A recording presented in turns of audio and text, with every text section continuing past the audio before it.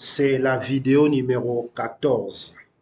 Alors, je pense qu'on a vu la majorité des éléments sur la fenêtre de la consultation en ophtalmologie, mais ce n'est pas fini.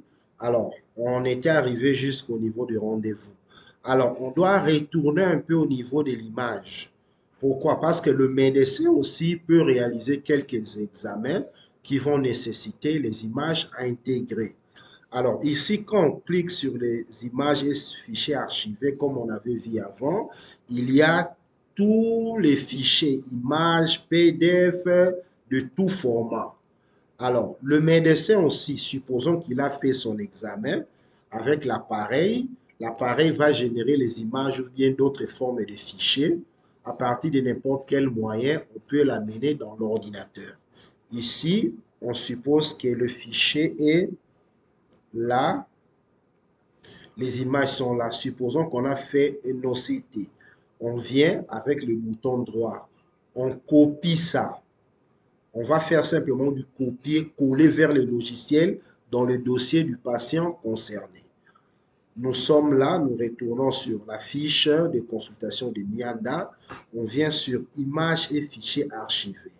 En bas, il y a un bouton noté insérer ou modifier. On cliquera 2 fois.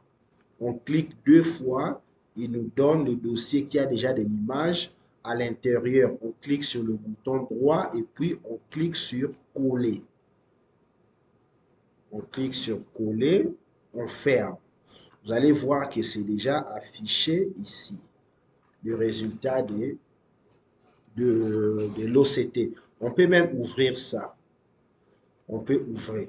Donc, c'est de cette façon que le médecin peut ajouter une image.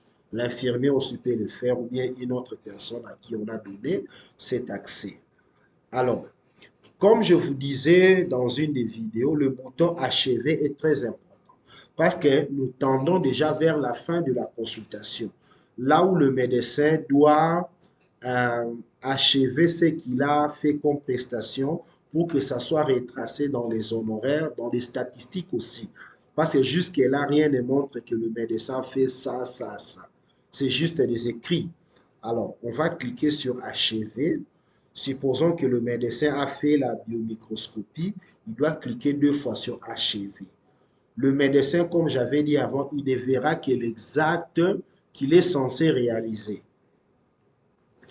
Prenons l'exemple de kératométrie que le médecin avait prescrit au même moment que la chirurgie cataracte. Par exemple, ça, si le médecin tente d'achever, il y aura un message qui va lui refuser. Pourquoi? Parce que l'acte n'est pas facturé. Il s'agit d'un patient privé. Quand le patient n'a pas encore payé, donc le médecin n'a pas droit à réaliser cet acte-là. Par conséquent, donc il peut pas signaler au logiciel que j'ai réalisé tel acte, parce que le DMI reconnaît que cet acte-là a été prescrit par le médecin, mais n'est pas encore en ordre pour être réalisé. Et puis, la liste des actes ici, ce ne sont que des listes des actes que le médecin est censé réaliser. Donc, il n'a pas une autre liste où il peut sélectionner de lui-même. Alors, le médecin doit réaliser des actes. Je prends essai de vers subjectif. Il a fait. OK, fondé, ainsi de suite. Ce sont des actes que le médecin a réalisés qui doit achever. Alors, nous allons nous revoir dans la vidéo qui va suivre pour voir un peu d'autres dernières étapes de la consultation en ophtalmologie. Merci.